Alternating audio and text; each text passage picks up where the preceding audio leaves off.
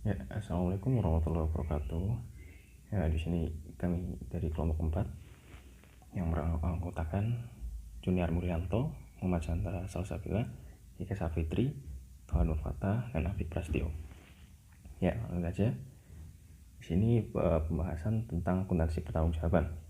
Akuntansi pertanggungjawaban merupakan salah satu konsep dari akuntansi manajemen dan sistem akuntansi yang dikaitkan dengan dan disesuaikan dengan pusat-pusat pertanggungjawaban yang ada dalam organisasi. Ya, selanjutnya pusat pertanggungjawaban. Pusat pertanggungjawaban ialah setiap unit kerja dalam organisasi yang dipimpin oleh seorang manajer yang bertanggung jawab atas aktivitas yang dilakukan atau unit organisasi yang dipimpinnya.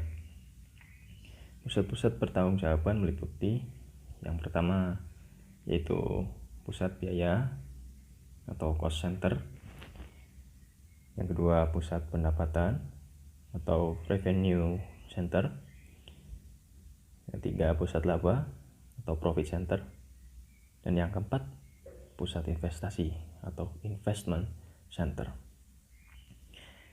Selanjutnya penjelasan tentang pusat investasi merupakan pusat pertanggungjawaban yang bertugas untuk mengatur investasi guna mencapai laba yang seoptimal mungkin. Kewenangan pusat investasi adalah menyangkut pengelolaan laba yang terdiri atas pendapatan dan biaya, serta mengelola aset yang dipergunakan untuk memperoleh laba. Selanjutnya, tujuan daripada pengukuran prestasi suatu pusat investasi yaitu yang pertama menyediakan informasi yang bermanfaat dalam pengambilan keputusan mengenai investasi yang digunakan oleh manajer divisi dan memotivasi mereka untuk melakukan keputusan yang tepat. Yang kedua, mengukur prestasi divisi sebagai kesatuan usaha yang berdiri sendiri. Yang ketiga, menyediakan alat perbandingan prestasi antar divisi untuk penentuan alokasi sumber ekonomi. Dan selanjutnya, bentuk pusat investasi. Bentuk pusat investasi adalah kantor pusat perusahaan atau unit kebijakan maksimum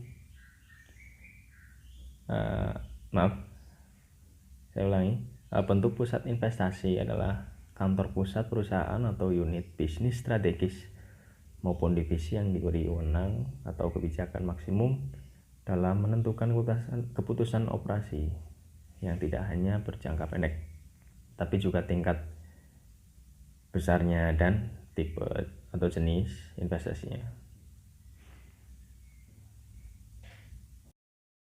Pengukuran kinerja investasi. Terdapat dua metode dalam mengukur prestasi pusat investasi. Pertama, pusat investasi diukur prestasinya dengan menghitung laba yang diperoleh dengan investasinya atau investment base. Perhitungan ini disebut dengan return of investment atau ROI. Kedua, pengukuran prestasi dilakukan dengan menghitung income value added or EVA, yang sering disebut juga sebagai residual income. Return of investment atau ROI. ROI didefinisikan sebagai pendapatan operasi neto dibagi dengan rata-rata aktiva operasional.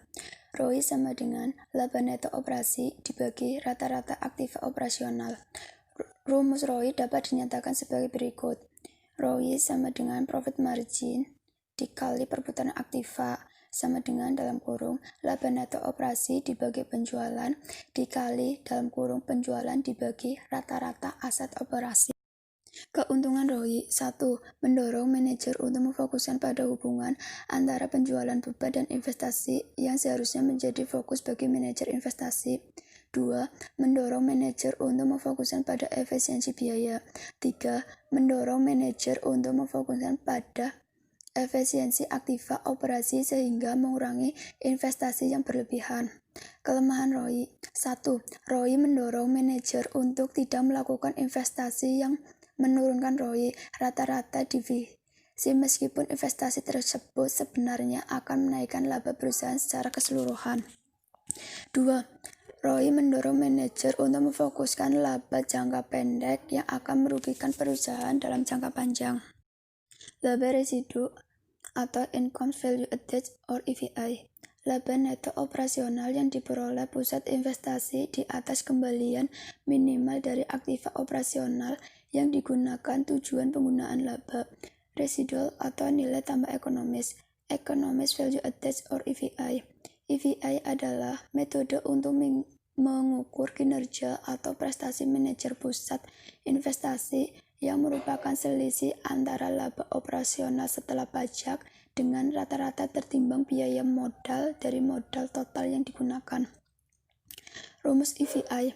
EVA sama dengan laba operasional setelah pajak dikurangi dalam kurung biaya tertimbang rata-rata atas modal dikali total modal terpakai.